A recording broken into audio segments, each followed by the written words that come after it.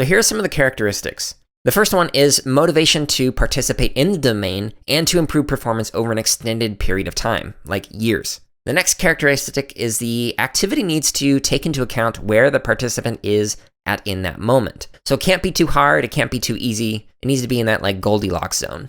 The next characteristic is that participants should receive immediate feedback or knowledge of how they did. So without being able to refine practices through in-the-moment feedback, participants are not likely to improve over extended periods of times. They'll just be guessing. And the last characteristic is that the participants need to be able to repeatedly perform the task, whether it's the same task or something that is similar. So what does this mean for computer science education? So the first thing is that we need to find ways to motivate kids to want to learn over an extended period of time. We can't expect kids to become an expert in coding or computer science after just a quarter, a year, whatever. Now, the best approach that I have found is to start with students' interests and have many avenues for engagement. Another thing that we need to consider is we need to design experiences or spaces with resources that allow kids to explore and learn in increasingly complex ways that align with their current abilities. Kids are going to come in with different experiences with computers and computer science, and as they're learning it, they're going to have more opportunities inside or outside of school, or less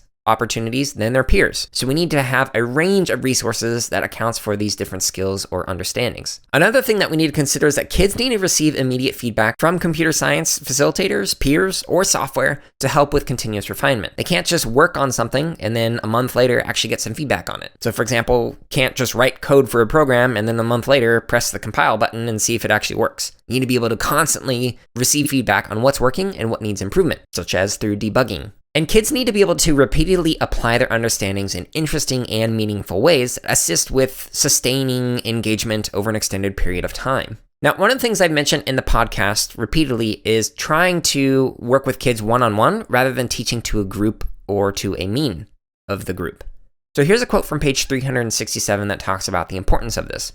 Quote, "Although it is possible to generate curricula and use group instruction, it is generally recognized that individualized supervision by a teacher is superior. Research in education, reviewed by Bloom, shows that when students are randomly assigned to instruction by a tutor or to conventional teaching, tutoring yields better performance by 2 standard deviations. The average tutored student performed at the 98th percentile of students taught with the conventional method. Interestingly, the correlation between prior achievement and achievement on the current course was reduced and correspond to only about 6% of the variance of the tutored students, as compared with around 36% for students taught with conventional methods." End quote. So in other words, working with kids one-on-one works much better than working with kids in a group and not being able to provide that individualized feedback. Now, since reading this research and trying to apply it into my own life, one of the things I needed to consider is how should there be a balance between deliberate practice and a balance between play, inquiry, experimentation, etc. In the K-8 spaces that I particularly worked on, I prefer to focus on play, inquiry, experimentation,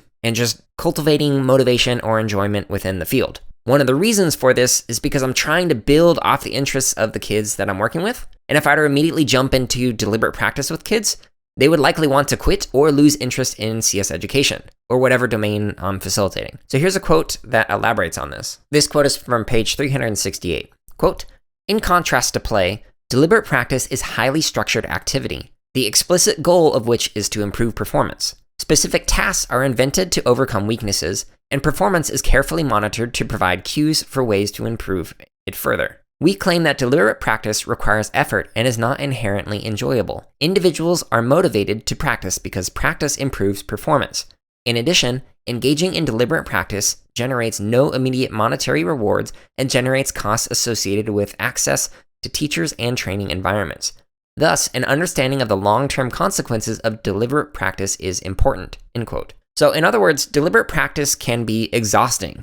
Although I've worked with many kids and adults who are interested in engaging in deliberate practice in a particular domain, most people are unwilling or uninterested in the actual amount of time it takes and the amount of money and the amount of effort that can actually go into developing expertise over many years. Okay. This excerpt of the CSK8 podcast is from episode number 66, which is titled "The Role of Deliberate Practice in the Acquisition of Expert Performance."